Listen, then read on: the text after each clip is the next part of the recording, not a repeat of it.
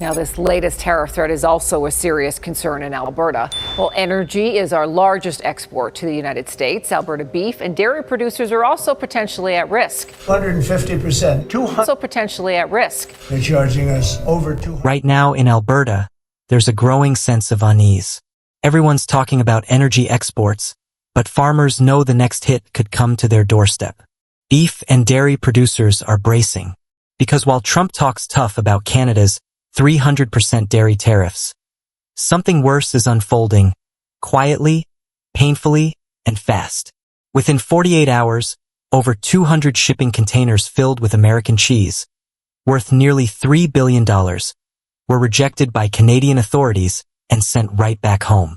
A 300% tariff triggered by Ottawa like a switch turned all that dairy into commercial waste.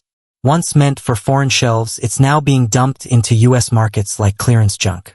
At Walmart and Target, you're seeing massive cheese discounts. But here's what you're not being told. That deal you're buying? It's near-expired stock Canada didn't want. Milk dumped by desperate farmers. Cheese frozen stiff to buy shelf life. And no label on that pack is going to tell you that. On farms across Wisconsin and California, milk is going straight down the drain. It's not just sad, it's soul-crushing.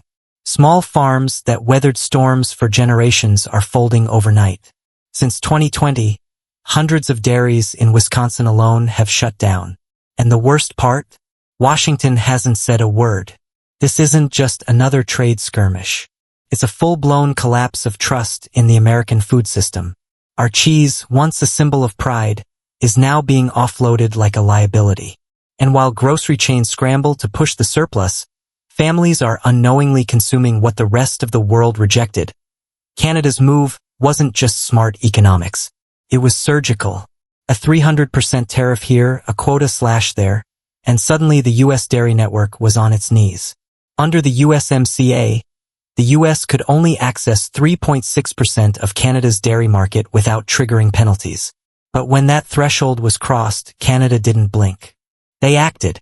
Meanwhile, American dairy giants like Land O'Lakes and Kraft are choking under the weight of it all. Cold storage costs skyrocketing, inventory piling up, and nowhere left to turn. Their silence speaks volumes. No one wants to admit the scale of this disaster. By mid-2025, the U.S. dairy industry had already lost over $7 billion, according to the National Milk Producers Federation. And the longer Washington waits, the deeper the damage gets. This isn't just an economic problem, it's a failure of leadership. What's worse, this crisis has spilled across borders. The EU, Japan, and Australia are all reviewing U.S. dairy imports. Over $72 billion in exports are now under scrutiny. We're not just losing money, we're losing allies.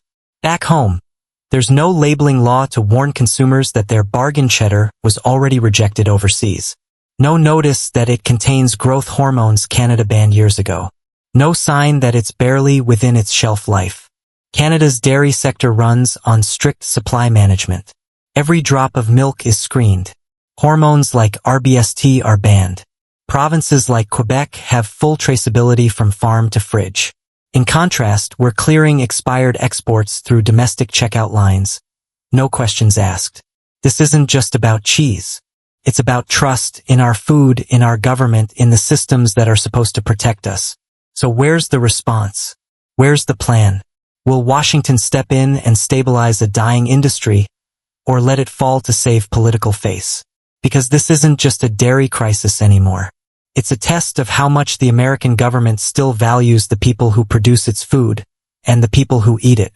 From the family-run dairy in rural Wisconsin to the mother in Ohio shopping for groceries, this issue touches everyone.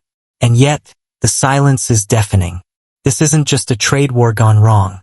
It's the story of how an entire nation's food system became collateral damage, and how the people paying the price never signed up for the fight.